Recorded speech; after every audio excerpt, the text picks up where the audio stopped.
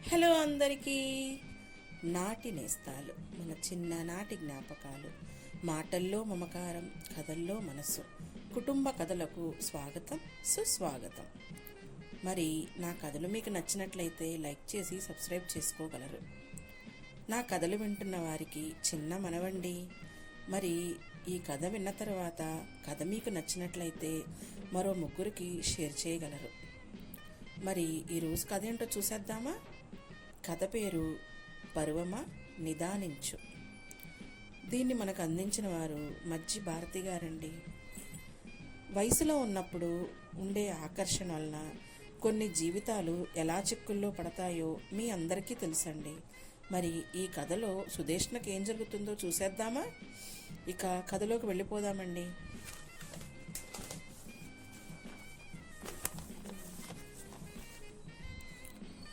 మేఘాల మధ్య పయనిస్తున్న సుధేష్ణ చేతిలో పెళ్లి కార్డు నలుగుతుంది.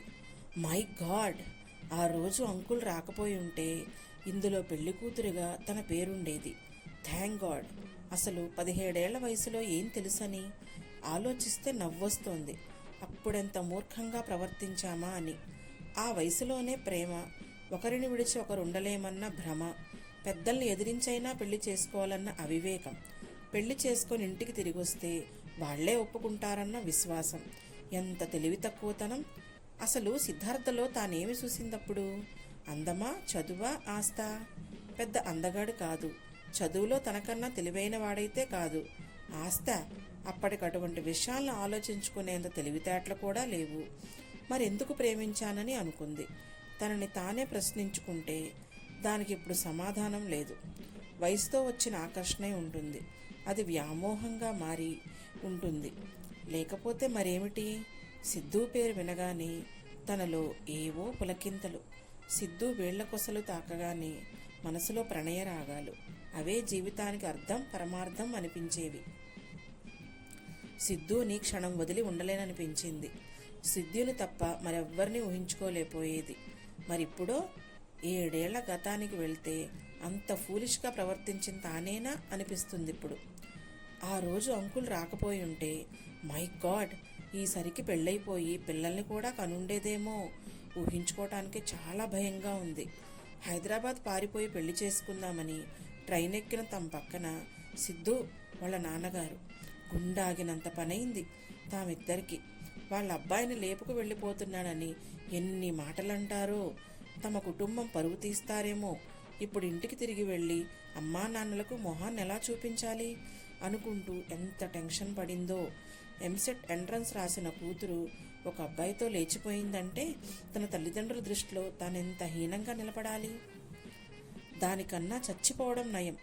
మనసులో ఇన్ని ఆలోచనలు సుడులు తిరుగుతుండగా ఒక్క 6 ఏళ్ళు ఆగండి. అప్పటికీ మీరిదే అభిప్రాయంతో ఉంటే మేమే మీ పెళ్లి జరిపిస్తాం. నువ్వు తెలివైన దానివని విన్నాను. కోడలిగా వస్తానంటే నాకేం అభ్యంతరం లేదు.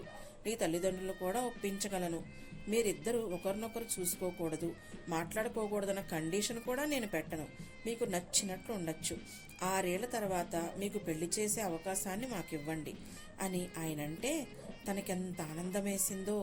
అమ్మా నాన్నలతో ఏం చెప్పారో గాని వాళ్ళొక్క మాట కూడా అనలేదు. ఎంసెట్ రిజల్ట్స్ వచ్చాయి. తన ర్యాంకుకు ఏ కాలేజీలోనైనా సీట్ వస్తుంది. సిద్ధుకు వచ్చిన ర్యాంకుకు ఏదో ఒక ప్రైవేట్ కాలేజీలో జాయిన్ అవ్వాల్సిందే. తనలో డైలమా. సిద్ధుని వదిలి వేరే కాలేజీకి వెళ్ళాలా, జాయిన్ అవ్వాలా వద్దా అని. కానీ ఎన్ఐటి వరంగల్లో సీట్ వచ్చాక వేరే ఆలోచన లేకుండా జాయిన్ అయిపోయింది. సిద్ధుకి తానంత దూరం వెళ్ళటం ఇష్టం లేకపోయినా ఏమీ మాట్లాడలేదు. అక్కడికి వెళ్ళాక తనకు గుబులుగానే ఉండేది. సిద్ధుని వదిలి వచ్చానని. కానీ ఫోన్ వీడియోలు, కాల్స్ ఆ విషయాన్ని మరిపించేవి. రాను రాను కొత్త పరిచయాలు, స్నేహాలు, సెమినార్లు, ప్రాజెక్టులు, అలా సిద్ధుతో మాట్లాడే సమయం తగ్గిపోతూ వేరే విషయాల మీద ఫోకస్ ఎక్కువైంది. మొదటిసారి సెలవులకు వెళ్ళినప్పుడు ఎప్పుడెప్పుడు సిద్ధుని చూస్తానా అనిపించిన తనకు ఆ తర్వాత ఇంటికొస్తే ఫ్రెండ్స్తో ప్రాజెక్టుల గురించి, క్లాసుల గురించి, పరీక్షల గురించి మాట్లాడటంతో సరిపోయేది. సిద్ధుని కలిసిన మొదట్లో ఉన్న ఎగ్జైట్మెంట్ ఉండేది కాదు. చుట్టూ ఉన్న లోకం పరిధి విస్తృతం అవుతుంటే ఆలోచన సరళి కూడా మారుతుంది.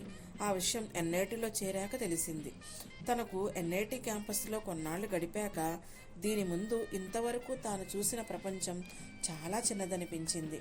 తాను చదివిన కాలేజీలో తానే నంబర్ 1, మరిక్కడో తనలాంటి వాళ్ళు ఎంతోమంది. మొదటి 3 ర్యాంకుల్లో కాదు సరికదా, మొదటి 10 ర్యాంకుల్లో కూడా ఒక్కరిగా ఉండాలన్నా ఎంత కష్టపడాలో తెలిసొచ్చింది. నూతిలోని కప్ప సామెత అర్థమైంది. అప్పట్లో ఎంత మూర్ఖంగా ఆలోచించానా అనిపించేది. అందరి తల్లిదండ్రులు అంకుల్లాగా ఆలోచిస్తే టీనేజ్ పెళ్ళిళ్ళు, వాటితో వచ్చే గొడవలు, ఆత్మహత్యలు, పరువు హత్యలు ఉండనే ఉండవు. ఆ రోజు అంకుల్ రాకపోయి ఉంటే తామిద్దరి జీవితాలు ఇప్పుడెలా ఉండేవో ఊహకు కూడా అందటం లేదు సుదేష్ణకు. ఏదేమైనా తానిప్పుడిలా మంచి ఉద్యోగం చేస్తూ అమెరికా వెళ్తుందంటే అంకులే కారణం. ఎదురుగా లేని సిద్ధార్థ తండ్రికి మనసులోని కృతజ్ఞతలు చెప్పుకుంది సుదేష్ణ. సుదేష్ణ అమెరికా వెళ్తుందట, నీ పెళ్లి కార్డిస్తే బాగుంటుందేమో అన్న నాన్న మాటలకు సిద్ధార్థకు మనసులో సందిగ్ధం. తన పెళ్లి శుభలేఖ సుదేష్ణకివ్వాలా? తామిద్దరూ కలుసుకొని ఎన్ని రోజులైంది? కొన్ని నెలలై ఉంటుంది. 7 ఏళ్ల కిందట తెలియని తనంతో వయసు తెచ్చిన ఆకర్షణకు లోనై ప్రేమించుకున్నామని, పారిపోయి పెళ్లి చేసుకుందామని అనుకున్నారు. అది జరగలేదు. కాలంతో పాటు తమ మధ్య ఆకర్షణ కూడా కరిగిపోతూ వచ్చింది. మొదట్లో బాధగా, శూన్యంగా అనిపించినా తర్వాత స్నేహితుల్లా అనిపించినా ఆ తర్వాత ఏమీ అనిపించేది కాదు. కలిసినప్పుడు ఏం మాట్లాడాలో కూడా తెలిసేది కాదు. హాయ్, ఎప్పుడొచ్చావు, ఎలా ఉన్నావు తప్ప వేరే మాటలు కూడా ఉండేవి కావు. ఒకప్పుడు తామిద్దరూ ప్రేమించుకున్నామన్న విషయాన్ని కూడా మర్చిపోయారు. ఇప్పుడు ఈ శుభలేఖ ఇవ్వటం అంత అవసరమా అన్నట్టు చూస్తే అవునన్నట్టు చూసిన నాన్న చూపులతో ఎయిర్పోర్టుకు వెళ్ళాడు సిద్ధార్థ. ఓ, అప్పుడే పెళ్ళా? ఎనీవే కంగ్రాచ్యులేషన్స్ అని చెప్పిందే కానీ ఆమె గొంతులో ఏ రకమైన డిసప్పాయింట్మెంటు లేదు. ఉంటుందని తాను మాత్రం ఎక్స్పెక్ట్ చేశాడా? లేదు. సుధీ ఎన్ఐటీకి వెళ్ళిన సంవత్సరం తర్వాత అనిపించింది తామిద్దరూ సంవత్సరం కిందటిలా లేమని. ఒకరిని విడిచి ఒకరు ఉండలేకపోవటం, ఎప్పుడెప్పుడు చూస్తామా అని ఎదురు చూడటం, కలిశాక చుట్టూ ఏం జరుగుతుందో కూడా పట్టించుకోకపోవటం. ఇంటర్ చదువుతున్నప్పుడు ఆ స్థితిలోనే ఉండేవారు. పెద్దవాళ్ళు ఒప్పుకోరని పారిపోయి పెళ్లి చేసుకుందాం అనుకున్నారు. నాన్న రాకపోయి ఉంటే అంత పని జరిగేదే. 6 ఏళ్లు పోయాక మీ పెళ్లి జరిపిస్తామన్న నాన్న భరోసాతో వెనక్కొచ్చిన తాము భరోసా ఏంటిలే, 4 తగిలించి ఇంటికి తెస్తే మాత్రం కాదన్న వాళ్ళెవరు? ర్యాంకులను బట్టి వేరువేరు కాలేజీల్లో జాయిన్ అవ్వాల్సి వస్తే మొదట్లో ఎంత బాధపడ్డారో. తర్వాత సుదేష్ణ ఎన్ఐటీలో చేరాక తమ ఇద్దరి మధ్య దూరం పెరిగిందని ఎంత తల్లడిల్లిపోయారో. 4 ఏళ్లే కదా, కష్టపడి ఎలాగోలా గడుపుదామని ఒకరినొకరు ఎంత ఓదార్చుకున్నారో. మొదట్లో ప్రతిరోజు వీడియో కాల్స్, స్వీట్ నథింగ్స్ పంచుకోవటం, అదే ప్రపంచం.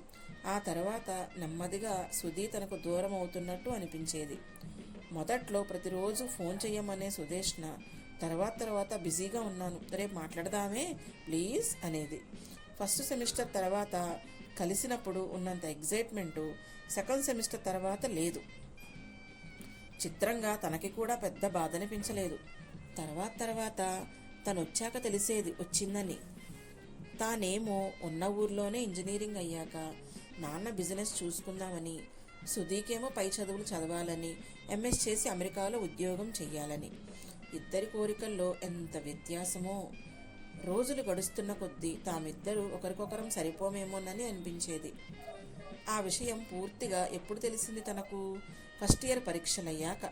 సుధీ ఫ్రెండ్స్ పల్లెటూరు చూద్దామని వస్తే తను ఊరొచ్చినప్పుడు వాళ్ళందరూ ధారాళంగా ఇంగ్లీష్లో సబ్జెక్టు గురించి మాట్లాడుకుంటుంటే తనకేమో సబ్జెక్టు లేదు, ఇంగ్లీషు రాదు. సుధీ కూడా అది వరకులా లేదు.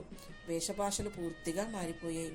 అప్పుడున్నంత గాఢత తమ బంధంలో లేదేమో అనిపించి బయటకు చెప్పలేకపోయినా సుదేష్ణని ఫ్రెండ్గా చూడటం అలవాటు చేసుకున్నాడు.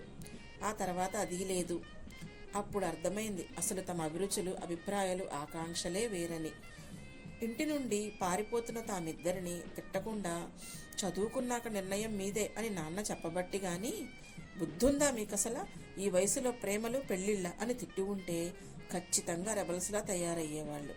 నిజంగా అప్పుడు పెళ్లి చేసుకుని ఉంటే ఈసరికి విడిపోయి ఉండేవారేమో. తామిద్దరూ విడిపోకపోయినా తమ పరిస్థితికి నువ్వు కారణమంటే నువ్వే కారణమని తిట్టుకుంటూ ఉండేవారు. అటువంటి పరిస్థితి తమకు ఎదురవ్వకుండా తెలిసి తెలియని వయసులో విరిసి విరియని ప్రణయాలెప్పటికీ మేలు చెయ్యవని, పరుగులు తీసే పరువాన్ని నిదానించుకోవాలని, చదువు పూర్తయి ఉద్యోగాలు సంపాదించుకున్నాక తీసుకునే నిర్ణయాలకు విలువ ఉంటుందని తామిద్దరికీ సున్నితంగా తెలిపినందుకు నాన్నకు థ్యాంక్స్ చెప్పుకోవాలి.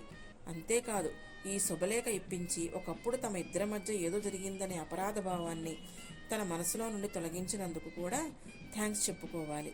ఎయిర్పోర్ట్ నుండి తిరిగి వస్తూ మనసులోనే అనుకున్నాడు సిద్ధార్థ. కథ మీకు నచ్చిందా అండి? ఆలోచించి నిర్ణయం తీసుకుంటే అందరి జీవితాలు బాగుంటాయండి. కథ సమాప్తం. మీ శాంతి.